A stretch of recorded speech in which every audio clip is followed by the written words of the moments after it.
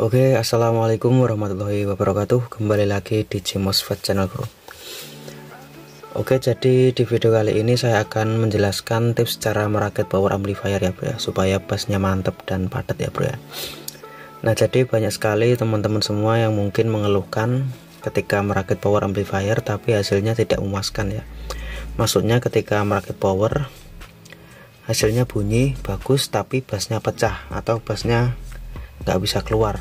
Nah, nanti akan saya jelaskan di mana sih penyebabnya dan gimana sih tipsnya supaya merakit power amplifier berhasil dan bassnya pastinya mantap dan tidak pecah ya bro ya, ketika dites di lapangan.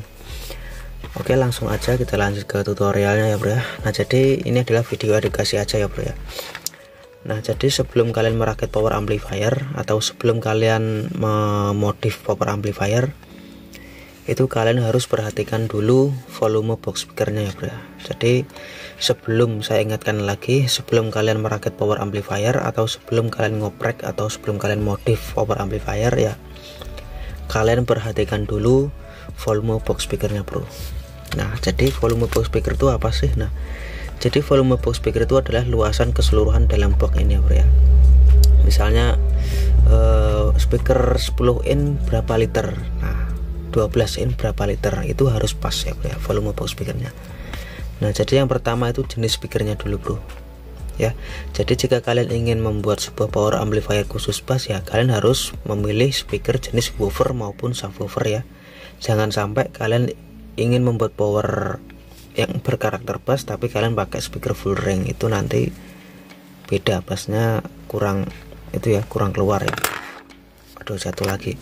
Nah, jadi jika kalian ingin membuat sebuah power amplifier yang bassnya ingin mantap ya, kalian harus yang pertama pilihlah jenis speaker yang sesuai keinginan kalian ya. Misalnya ingin membuat power untuk subwoofer ya, kalian pakai jenis speaker jenis woofer maupun subwoofer seperti itu ya bro ya.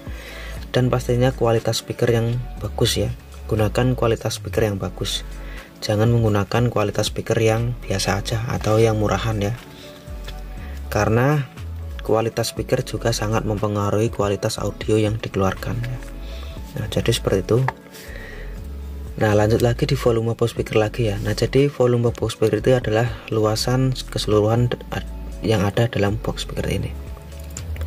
Nah, jadi banyak sekali yang disepelekan ya, banyak sekali yang disepelekan oleh teman-teman semua.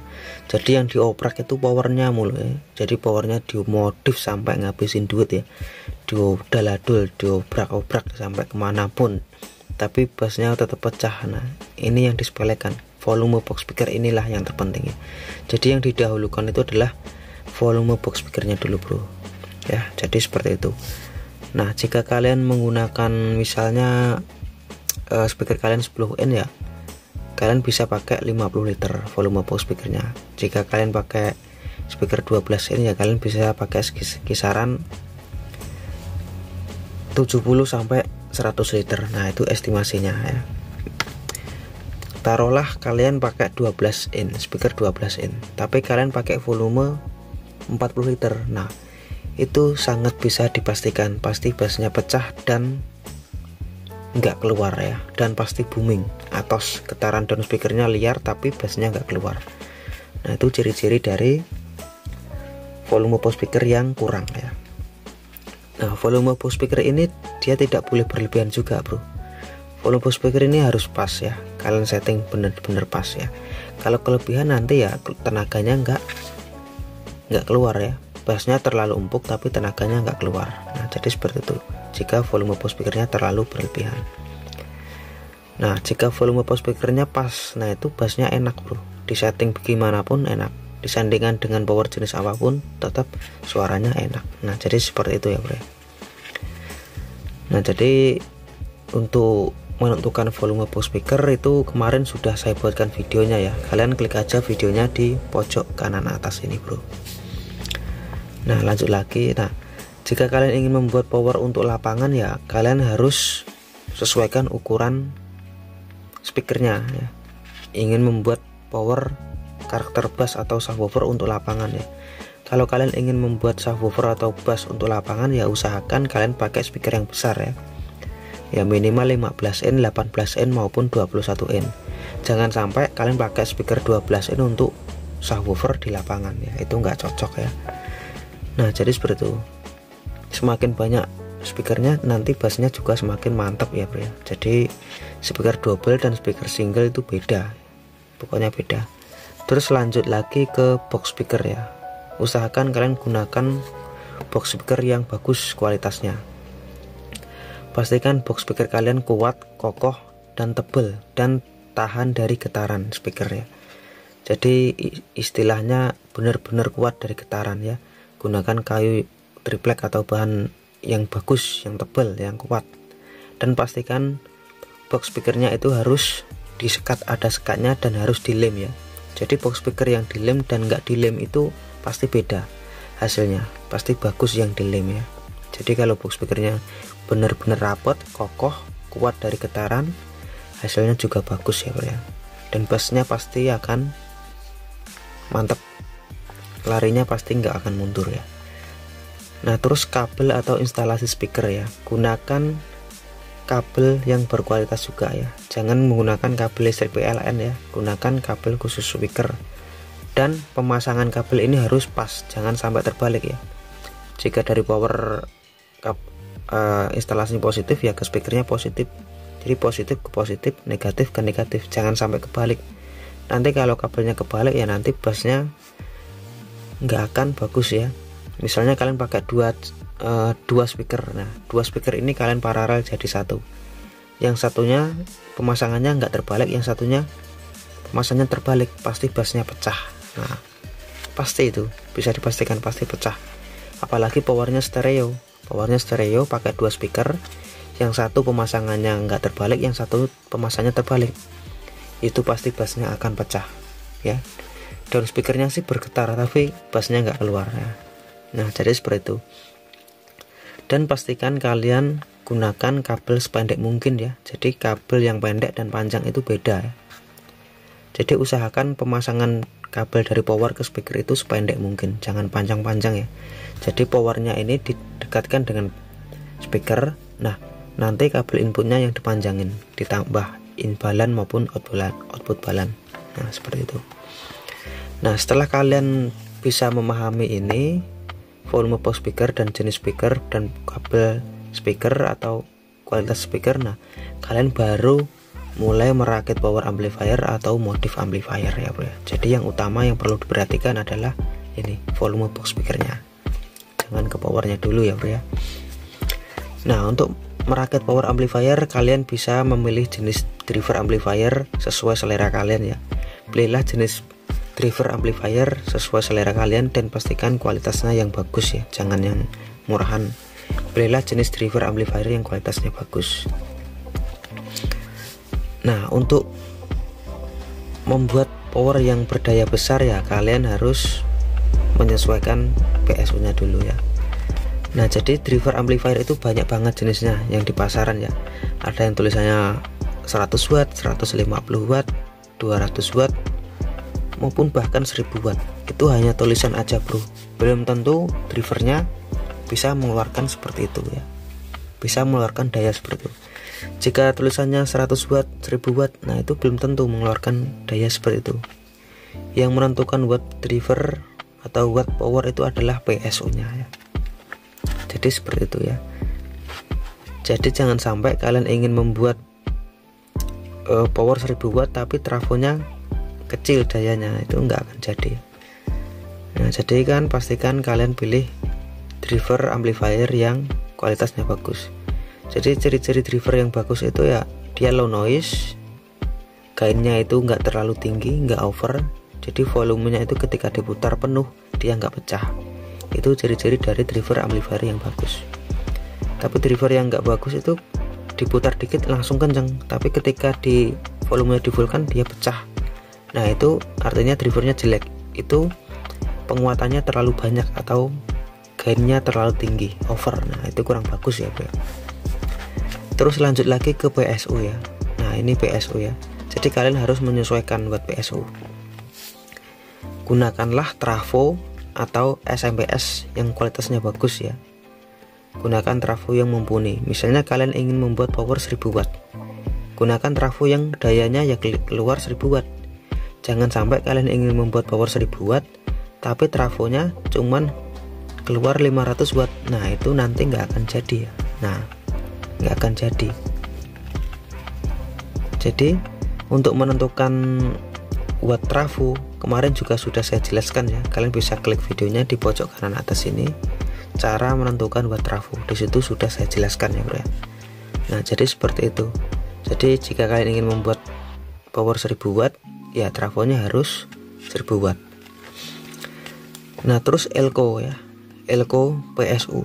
Nah elko PSU ini harus cukup ya, jangan sampai kurang. Nah untuk menentukan elko PSU gimana? Nah jadi taruhlah kalian misalnya pakai trafo 10 ampere ya.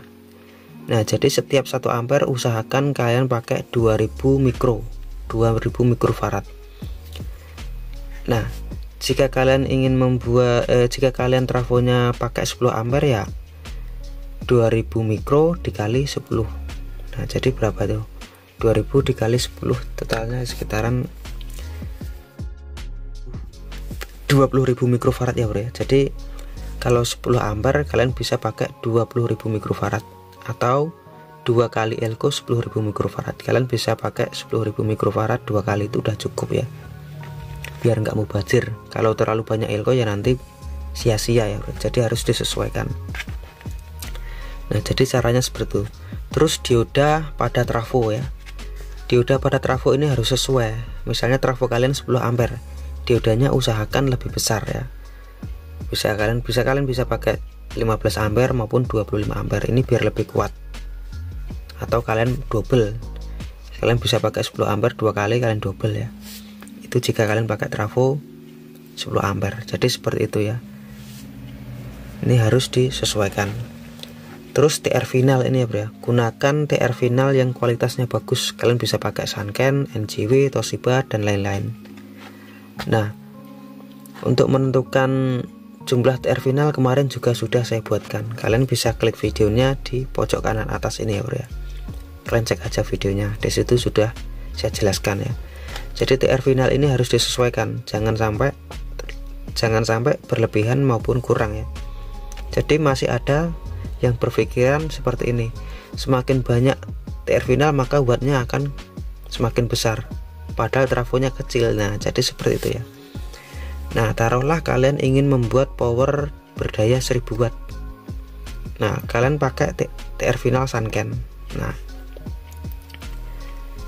kalian ukur dulu trafonya keluar berapa watt. Misalnya trafonya trafonya sudah keluar 1000 watt, berarti jika kalian pakai Sanken kalian bisa pakai 5 set.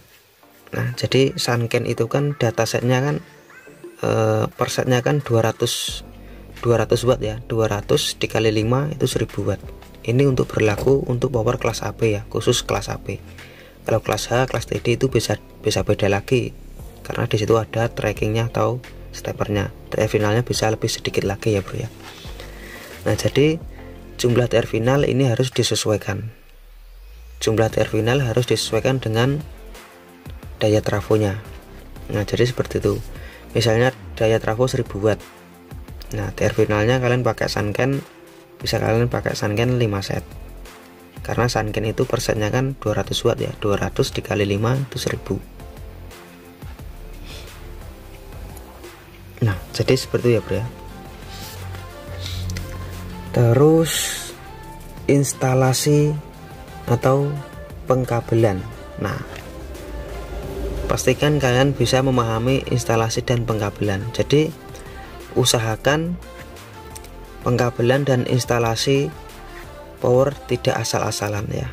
Jadi usahakan kalian pakai kabel serabut yang cukup, jangan yang kecil ya, usahakan yang besar, apalagi untuk PSU ke drivernya maupun ke output speakernya.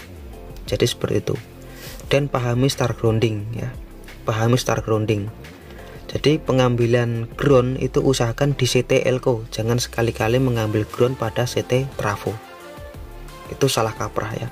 Usahakan pengambilan ground itu di CT elko, jangan di CT trafo, karena bisa berpengaruh pada kualitas suara. Maksudnya jika kalian ngambilnya di CT trafo itu pasti nanti dengung ya. Nah, jadi seperti itu, pahami start grounding ya. Jadi satu titik groundnya diambil satu titik pada CT elko, bukan di CT trafo ya.